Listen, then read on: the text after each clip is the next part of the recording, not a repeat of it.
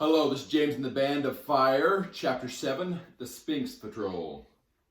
As James walked toward the large wood frame building, his mind was drawn back to his mother, whom he somehow now knew was home safe, to his father still not home, being held somewhere by Camilla, and the fact that he was concordant.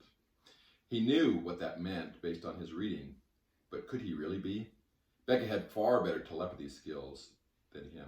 And orienteering couldn't be his strength, since even his dad was never able to bring out that skill in him. But one by one, as he thought about it, he saw the skills that he was able to utilize in the two different dreams, and realized why they would think he must have those skills. He thought of Chapter 4, Becoming a Titan in the Band of Adam, the Book of Adam, and decided he needed to review the section again on what a concordant was, and hopefully get more insights now that everyone would soon know he was concordant. Just then, he came to two large wooden doors, which he opened easily with a small push in the center of both. As the doors opened, he saw a great hall stretch out before him, with a ceiling probably 35 or 40 feet above him. The room was very well lit, but he saw no lights hanging from the ceiling. But light seemed to emanate from the entire ceiling. The floor was a solid oak appearance that seemed to shine as if it were wet. The room was broken into four large groups of round tables and a long head table up front, which included all the staff and the youth leaders, Marcus and Martha. To his surprise, Master McAdams was already seated at the center of the long table and didn't look surprised to see him just walking in. He looked down at him and motioned slightly with his head to the right of the hall. To the right front corner of the hall were tables with burnt orange and black tablecloths and a large flag hanging on the wall. The patrol flag was in the same color, with a picture of a sphinx, including the head of a human, haunches of a lion, and great fire red wings of a phoenix. The picture showed the sphinx with wings outstretched, mouth open, breathing fire, and the lion paws standing on a sword crossing a bow, and arrows all embossed on a large shield. At one of these tables sat Becca, Michael, and Becca's new friend, with the chair left open, obviously for him. Becca even waved at him as he looked over, and he started walking toward her. As he walked, he continued to look around. To the right rear corner of the hall were similar tables with red, white, and black tablecloths, and another large flag hanging on the wall. This patrol flag was with a picture of a centaur, including the torso, head, and arms of a human and the body of a horse. The picture showed the centaur galloping with fire rising from the hooves, a head with a golden crown, and a breastplate covering the chest, and a bow and arrow in hand, all embossed on a large shield. With excitement, he now turned to the left rear corner of the hall, where he noticed the third set of tables, arrayed in royal purple and gold. The patrol flag was likewise on the wall, with a picture of a griffin, including the body, tail, and back legs of a lion, head and wings of a great eagle, and eagle talons on the front feet. The picture showed the griffin raised up on the hind legs, standing on two crossed swords, wings spread wide, with lightning bolts in each front talon, all embossed on a large shield. The final corner of the room was arrayed in navy blue and silver, under a patrol flag with a picture of a minotaur, including the head, tail, and feet of a bull, body and hands of a human.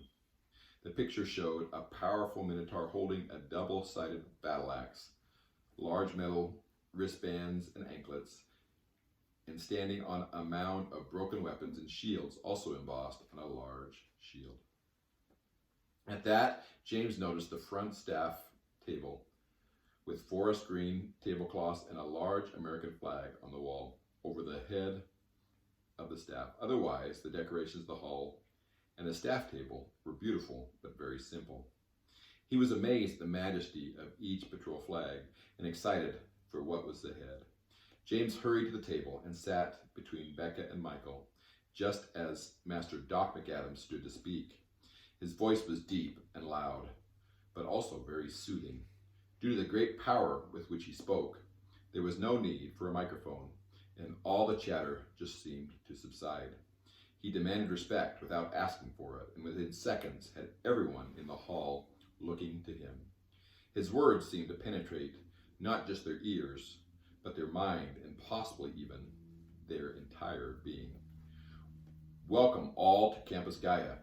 To those returning, we are glad to have you back. To those here for the first time, this camp is designed to teach you of the great Mother Earth and all she has to offer.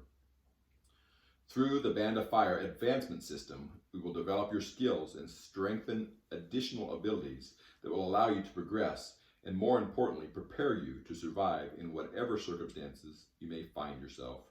These skills will be invaluable to help you become a true Titan, but more importantly, to be a valuable citizen of this world, a servant to build and help others, a friend and confidant, and a protector and helper for all mankind. God has blessed you with special gifts or special abilities for which you will have great responsibility. What will you do with those gifts? You have a choice, but you cannot choose the results of that choice. I am reminded of 10 young men who found an old broken down car in a field near their house. The sides, roof, and doors had long since deteriorated. There was no engine, but the wheels were intact, and the frame was intact enough that the boys could all stand on the car without touching the ground. As they goofed off with the car, they realized that it would move if pushed. Since they were close to the road, they thought they would push it to the road and ride it down the hill.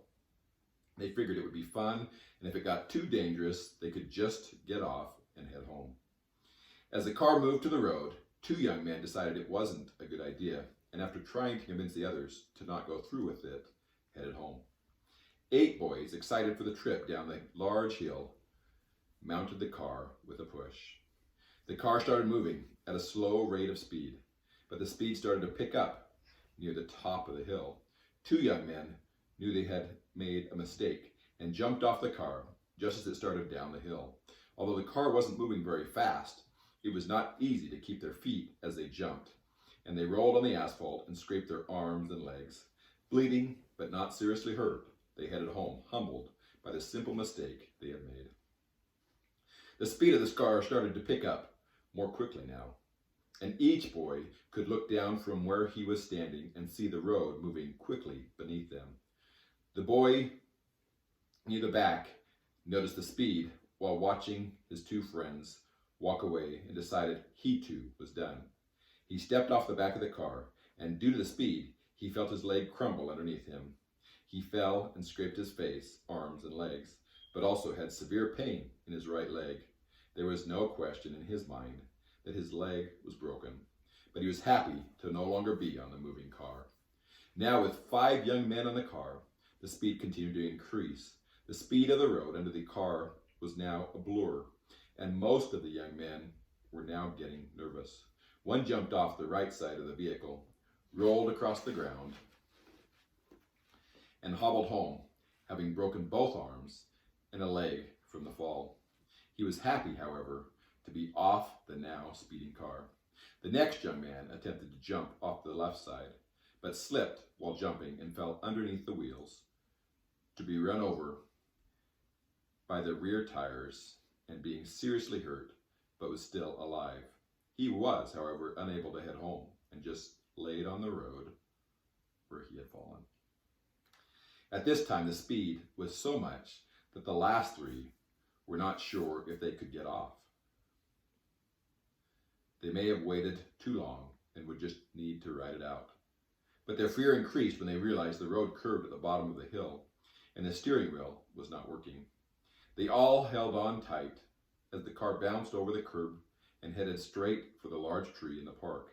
Another boy jumped from the vehicle, but the speed of the car was so much that he was unable to land normal, and he fell on his head, seriously injuring his back, and could no longer move his arms or even feel his feet or legs. The other two, however, stayed on the car, too scared to jump, and the car hit the tree, killing both young men immediately. Each step of the way, you will have a choice. But as you get further on the road, the choices become fewer, and the ultimate results of your choices cannot be chosen by you. If you make the right choices at the beginning, you have much more control over the direction your life will take.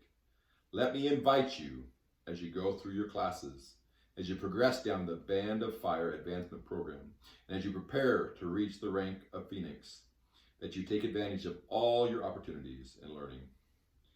I now release you to meet with your patrols and mentors. Please take the opportunity to introduce yourselves to your teams and answer any questions they may have. Classes will start in 1 hour at the various campsite areas. All new Titans, your mentors will help you know where to go for classes. He then sat down, and the roar of the hall started to pick up as everyone started to talk. James turned back to the table, laughing at the method Doc McAdams used to teach his principals. This was the second story, but James knew only he had heard the first. As he turned, Becca began to talk at her high-pitched, rapid rate.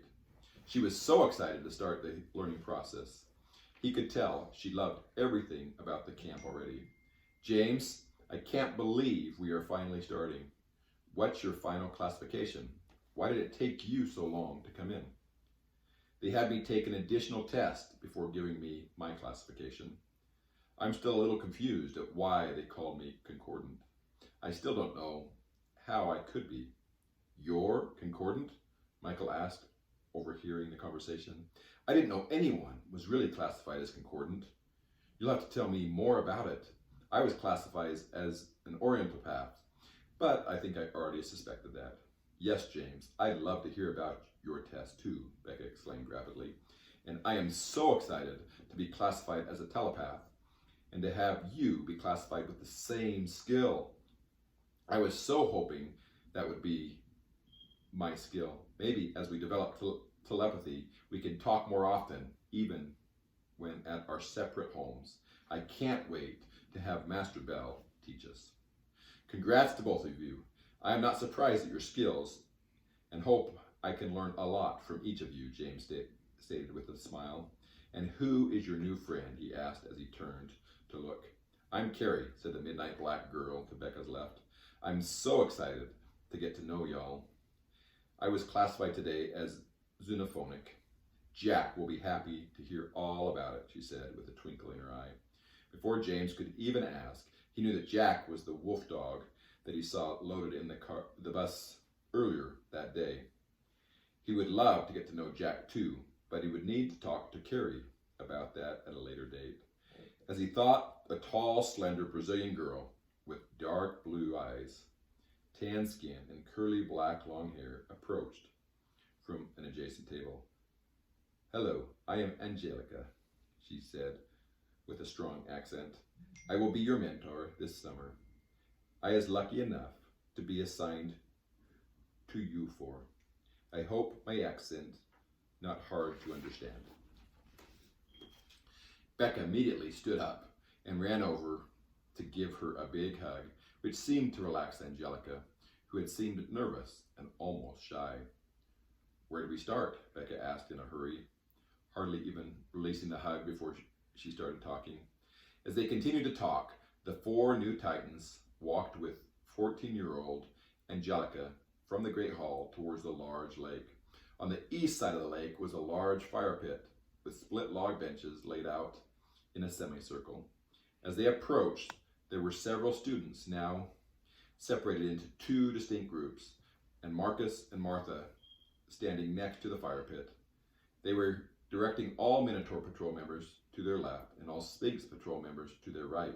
Angelica, therefore, led them to the right to join the other members of the Sphinx Patrol. As they arrived, Marcus started to speak, and Angelica moved to the back of the group with the other older students. It appeared that each group of 2 to 4 students had a mentor assigned who was in attendance with them at this introduction. Hello, Sphinx and Minotaur Patrol. You're all new Titans this year and need some initial instruction. The Centaur and Griffin Patrols will be instructed in a similar fashion here the second hour.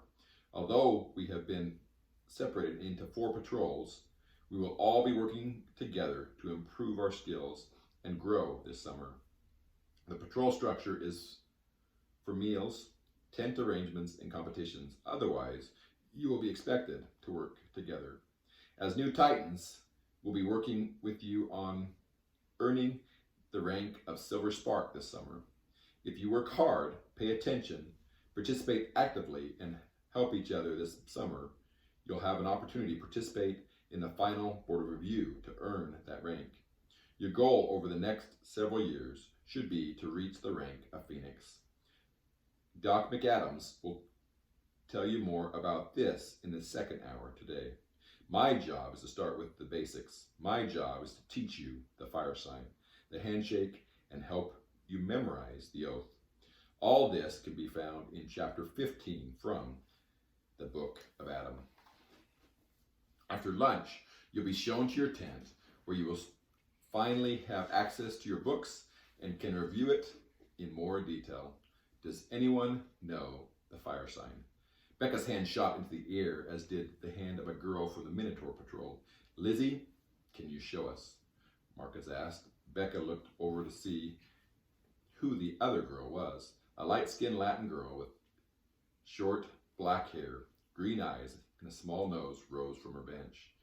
She was relatively thin and of average height for her age. As she stood, she raised her right hand to the square with the fingers close together and stood at attention. As Marcus nodded his head and said, "That is correct," she moved her hand to a salute and said with a slight Spanish accent, "And this is the salute." Thank you, Lizzie. You may now be seated. Now, Becca, do you also know the handshake? And he stepped forward to greet her. Becca jumped to her feet and grabbed his left hand with hers, interlocking the little fingers and extending 3 fingers to his wrist as he did the same. We now need all to practice the sign, salute, and handshake for the next few minutes. Everyone stood, began to shake each other's hands, salute each other, and practice the fire sign. After much laughing, everyone seemed to be getting it, so Marcus called them back to attention, and everyone returned to their seats. Now Martha will teach you the purpose of these symbols. Martha stepped forward and began a simple explanation. As you all may know, the right hand to the square is utilized in making commitments or promises. In the Band of Fire, it is no different. You'll utilize this sign whenever you are making a promise or a commitment to our brothers or sisters of fire. Please consider this a binding contract and a promise you cannot break. After a pause for emphasis, she continued, the salute is likewise a sign of respect and support for your brothers and sisters of fire. We utilize this symbol between us, as do the military. You may likewise utilize this salute when in uniform, when saluting the American flag or the appropriate flag of your home country. This is also a great honor afforded to the military, Boy Scouts, and us. Please respect that right and use it appropriately. And lastly, I will explain the handshake using a story Master Doc McAdams likes to share. She began to read. In ancient times, soldiers were armed with a sword and shield. The shield was held in the left hand, and the right hand contained the sword. When warring armies came together in offers of peace, each general would come fully armed and place his sword on the table between them. They would then offer their right hand as a symbol of peace, but would never let down the shield in the left hand that stood between the enemy general and their heart. This, therefore, became the symbol of peace, but not the symbol of trust. When the Band of Fire came together, however, 2 formerly warring generals decided to take it to the next level. They placed not just their sword on the table, but also their shield, and reached out with their left hand as a symbol of peace and trust. Instead of coming together with fear and protection between them, they committed their own life to building a better tomorrow and witnessed it by taking left hands, hand in hand. By interlocking the little finger, the bond was so much stronger and bound them together as brothers for eternity. We likewise bond as brothers and sisters with no fear, no mistrust, and complete confidence between us. Only then can we work as one to make the world a better place. With that, Martha stepped back, and Marcus came forward again.